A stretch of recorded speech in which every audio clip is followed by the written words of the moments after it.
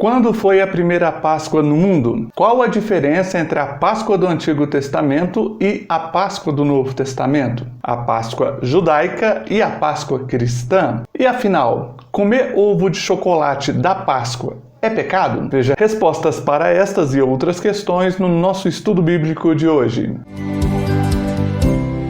A graça e a paz, pessoal, bem-vindo aqui ao Teologia em Tela. Eu sou o pastor Wenderson e como mais uma vez este ano a Páscoa já está se aproximando, gostaria de trazer aqui para você algum conteúdo referente à Páscoa, respondendo a algumas curiosidades bíblicas a respeito do assunto. Vamos lá? Primeira pergunta, então. Quando foi a primeira Páscoa no mundo? A primeira Páscoa você pode encontrar lá no Antigo Testamento, em Êxodo capítulo 12, quando nós podemos ver o próprio Deus dando uma direção a Moisés a fim de que ele instituísse a Páscoa para com o seu povo, a fim de que eles celebrassem a libertação do cativeiro debaixo do Egito. Sim, você já deve saber através da história que o povo de Israel era escravo lá no Egito e por meio de grandes milagres e prodígios Deus libertou o povo de Israel da servidão dos egípcios. O termo que eles usaram para designar a Páscoa foi Peshat, que quer dizer passagem. E quando essa festa comemorativa foi trazida para os cristãos, ela passou a comemorar a nossa libertação do pecado promovida por nosso Senhor Jesus Cristo. Segunda pergunta: em que ano aconteceu a primeira Páscoa? Bem, o ano relacionado à data da primeira Páscoa é aproximado, ele não consegue ser preciso, porém, há cerca de 1600 anos antes de Cristo, 1500, 1600, ou seja, há uns 3.500 anos atrás aproximadamente. Terceira pergunta: quais são as semelhanças e as diferenças entre a Páscoa judaica e a Páscoa cristã?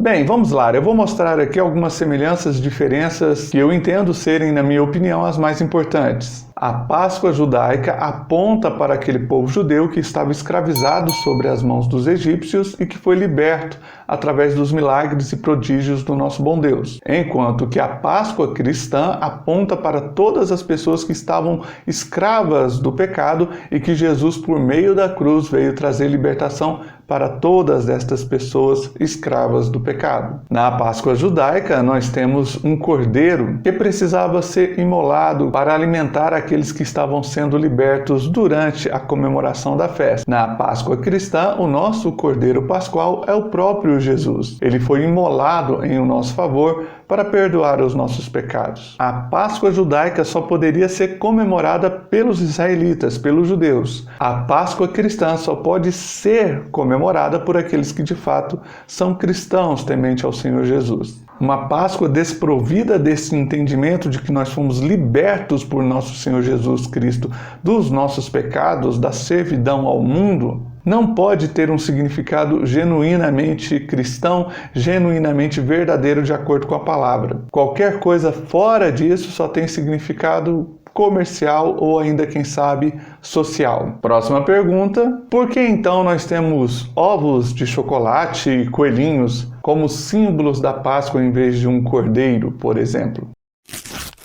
Bem, o que ocorre é que por volta do ano 324 começou-se um processo de cristianização dos povos pagãos. O Império Romano, que dominava o mundo naquele período, começou a simpatizar com o cristianismo. E houve um processo ali que no ano 380 culminou com a oficialização do cristianismo como a religião oficial do Império Romano. Antes disto acontecer, inclusive lá no ano 325, houve o chamado Concílio de Nicéia, onde foi determinado pela Igreja a data em que a Páscoa cristã seria comemorada. Essa data nem sempre coincide com a data da Páscoa para os judeus. E ela varia no calendário ano após ano, porque de acordo com a determinação desse Concílio de Nicéia, a Páscoa deveria ser comemorada na primeira lua cheia depois depois do equinócio de primavera, ou seja, o início da primavera, considerando o hemisfério norte. Para nós, os que estamos no hemisfério sul, seria o início do outono. Bom, e a partir da cristianização dos povos pagãos, o que aconteceu foi uma adaptação destes povos pagãos à cultura cristã. Então, atribui-se ao fato de os pagãos terem as suas próprias ideias sobre comemorações religiosas e ritos religiosos que eles praticaram e que, de alguma maneira, eles adaptaram estes ritos religiosos para dentro do cristianismo, ao qual eles foram meio que forçados a participarem. Daí, muitas coisas relacionadas às culturas pagãs foram adaptadas ao cristianismo, para que o cristianismo, no tempo deles, fosse mais fácil de mastigar, de adaptar, se é que você está entendendo. Então, esses elementos relacionados a ovos, coelhos, foram possíveis adaptações oriundas de costumes pagãos. Outra pergunta: quando será a Páscoa este ano? Bem, para você que está comigo no ano de 2021 agora, a próxima Páscoa será no dia 4 de abril. Mais uma pergunta importante: é pecado comer o ovo de chocolate?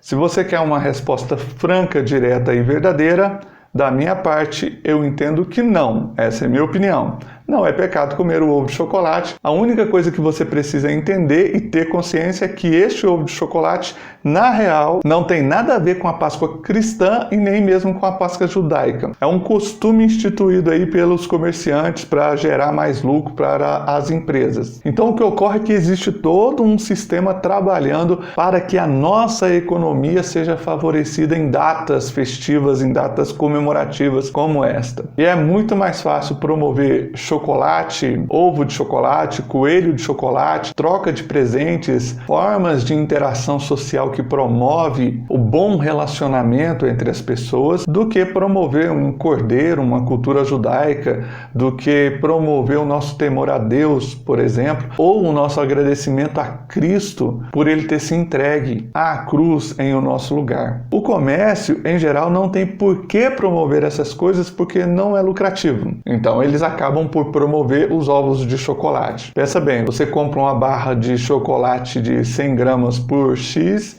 e compra um ovo de chocolate também de 100 gramas por 6X, por 7X. Agora, pecado comer o ovo de chocolate realmente não é. É um pecado gastar tanto dinheiro com tanto chocolate, né?